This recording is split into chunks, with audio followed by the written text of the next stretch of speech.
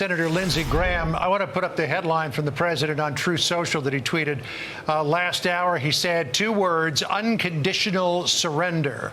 What, Senator, does that mean to you in regards to the Ayatollah in Iran? It suggests to me that the president believes that the nuclear program cannot be ended through diplomacy, that unconditional surrender is a sign, is a term often used with a war. And I talked to the president last night. I just want to say this. I'm so glad he is where he is at. He's the right guy at the right time. He's calm as he can be. He's resolved. He's steady. I think he's done a marvelous job of handling this conflict. And I believe the sun is about to set on the Iran nuclear ambitions. They need our help, Israel does, to take out Fordow. They need help from us. I'm hoping the president will provide Israel the help they need to finish the job of the last nuclear site underground. And if we accomplish destroying the Iranian nuclear program, it will be historic for the region and historic for the world. This is a religious Nazi regime bent on purifying Islam, destroying the Jewish state, and coming after us. They're religious Nazis. And this regime does not need, nor can they ever have, a nuclear weapon. And Donald Trump is about to put a period on that statement. So, Senator, we don't know for sure, but we believe that the meeting in the Situation Room with the National Security Council may be to decide whether or not the U.S. does dispatch B-2 bombers to take down the enrichment facility at Fordow. You believe firmly that the president should decide in the affirmative on that? Well, I've said from the very beginning, it is in our national security interest to make sure Iran doesn't have a nuclear weapon. They're an existential threat to our friends in Israel. They really do mean death to Israel, but they also mean death to America. There's no doubt in my mind that if the Ayatollah had a nuclear weapon, he would use it to destroy Israel as part of his religious agenda. His religious agenda includes purifying Islam, going after Sunni Saudi Arabia, destroying the Jewish state, and coming after us because we're infidels. He is literally a religious Nazi. So it is my belief that President Trump understands the threat the Ayatollah presents to us, not just Israel, and that he will, at the end of the day, help Israel finish the job. And that will require, I think, weapons that Israel doesn't possess and maybe joint military operations. There's also a question about what to do about the Ayatollah. The president put this out on Truth Social shortly before we went on the air. He said, quote, "We know exactly where the so-called supreme leader is hiding. He is an easy target, but is safe there. We are not going to take him out, kill, at least not for now. But we don't want missiles shot at civilians or American soldiers. Our patience is wearing thin." You part ways with the president on that issue. You think he should be taken out? Well, I trust President's judgment. Very much I trust his judgment. And I think for now is a term the Ayatollah should understand in Trump world is ever changing. So what is the president trying to do? He's letting the Ayatollah know if you attack American interests, that's the end of you and your regime. What am I trying to do? I'm trying to make the case that ending Iran's nuclear ambitions is not only good for Israel, it's good for us. And they're the weakest they've been since 1979. This region since 1979 has been this regime has been repressing their people, trying to destroy Israel and have American blood on their hands. I hope it's eliminated. I would like to see this regime fall, but I'm going to leave it up to the president as to what to do and when to do it. But I do know this. If we don't take out their nuclear program now, we'll all regret it. We're very close. Be all in, Mr. President, in helping Israel finish the job, and let's see where we're at after we neutralize their nuclear program. And in terms of the Ayatollah and whether or not he stays or he goes right. with force on either the part of the Israelis or someone else. We were talking to Michael Oren, the former Israeli ambassador to the United States last hour, who thought that, like Hirohito at the end of World War II, Israel and the President of the United States might want an authority figure in place to sign the necessary documents for capitulation. Do you agree with that or not? Well, that's not a bad point to make, and I don't want to overly analyze this. I just know since 1979, Iran has been the largest state sponsor of terrorism. They have American blood on their hands, and they'll want to wipe out our friends in Israel and eventually come after us. As to what should happen and when should it happen, I think it's imperative we finish the job regarding their nuclear capability as soon as possible. As whether or not the Ayatollah stays or goes, I'll leave that up to the president. But I want to let the American people know Iran is incredibly wounded. Their command and control is virtually destroyed. They're in disarray, and they're very dangerous.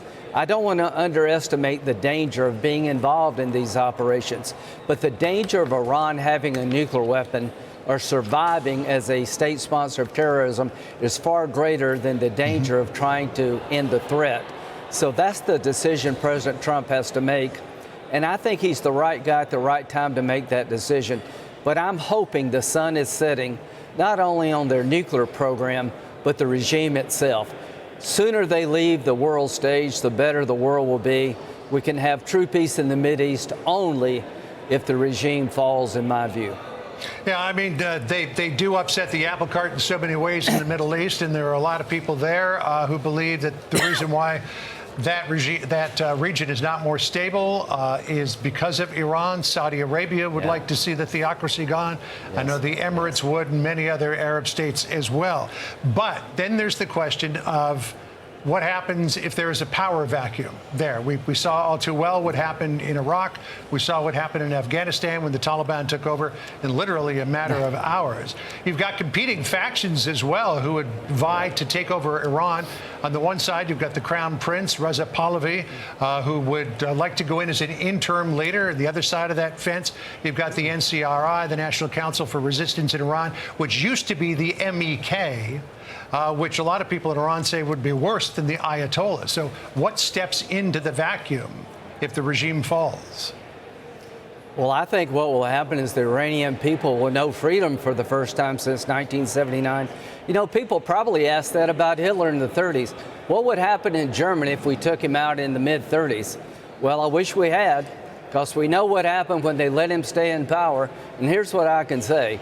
Taking the Ayatollah's regime down is a good thing, not a bad thing. And I'm willing to risk what happens next because I know what's going to happen if they stay in power. They're going to keep trying to destroy Israel. They're going to keep fomenting terrorism, and they're going to try to build a bomb, and they'll use it until they're gone. Their goal is a religious goal, to destroy the Jews, to destroy Sunni Islam, to destroy us. These are fanatical religious Nazis. I'm willing to risk them leaving. I think it will only get better.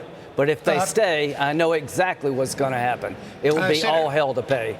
Senator, we're just trying to stretch a little bit here for what we believe is the beginning of the State Department briefing. So let's bring in Jillian here. Hi, Senator. Hello. Wanted to ask you about this interesting comment from Axios to build on what you were just talking about with John. They got some sourcing today on the president's thinking regarding his decision not to take out the Ayatollah. And a source very close to the president told them, quote, "It's the Ayatollah you know versus the Ayatollah you don't know." That's kind of interesting. Yeah, I think the president has handled this very well. Taking out the Ayatollah, I understand both sides of that equation. But I do understand taking out their nuclear program is non-negotiable. That's non-negotiable for Israel. It's non-negotiable for us. And here's the question. Would the Ayatollah use a nuclear weapon as part of his religious agenda if he had it? I think the answer is yes. I don't think Rocket Man's going to attack America as much as I don't like Putin. I don't think he's going to attack America, but I do believe the Ayatollah is a religious figure who has a religious view that is very dangerous for the existence of Israel and us, and he would actually use a nuclear weapon. So let's don't overthink this. Let's take the nuclear program off the table, destroy it in perpetuity, then decide what to do next. But I do believe if this regime fell, it would be great for the Iranian people. It would be the best chance to have peace in the Mideast, and it would be history being made. President Trump is a historical figure already. He's about to go to another level of history making. 4 presidents have promised to make sure Iran doesn't have a nuclear weapon. It will be Donald J. Trump who delivers on that promise very soon. Well done, Mr. President. Well, so, sir, pulling up a Reagan Institute study survey from the summer, they found that 84% of Americans want to prevent Iran from obtaining a nuclear weapon. The rub, as you well know, is probably like 110% of Americans don't want to have another 20-year-long or even 20-month-long war in the Middle East. Yeah, we're not talking about 20 months. I'm not even sure we're talking about 20 days. Now, why do 84% of the people don't want Iran to have a nuclear weapon? Because they believe, like I do, they will use it. These people are religious fanatics. They're not normal. They take young girls off a bus and kill them in Iran itself because they're not covered. These people are religious fanatics with a religious agenda that needs to be stopped now. So if they get a nuclear weapon, they'll use it, and Israel's not going to even play with that possibility, nor should we. But here's what I would say to the American people. You know, endless war has been Iran since 1979. Since 1979, they've been trying to come after us in Israel. I'd like to end that endless war. But if you think radical Islam can be dealt with and dealt with without being dealt with, you're wrong. You've got to stand up to these people. They mean what they say. When they chant death to Israel, they mean it. Death to America, they mean it. So we live in a world where we have to defend ourselves. I don't think it's going to be 20 months, but here's what I do believe. If we don't get it right now, we're going to pay later. If they survive all of this, God help us all. But, sir, can you guarantee that? Can President Trump in any form, can you make the commitment that this would not lead to a longer war?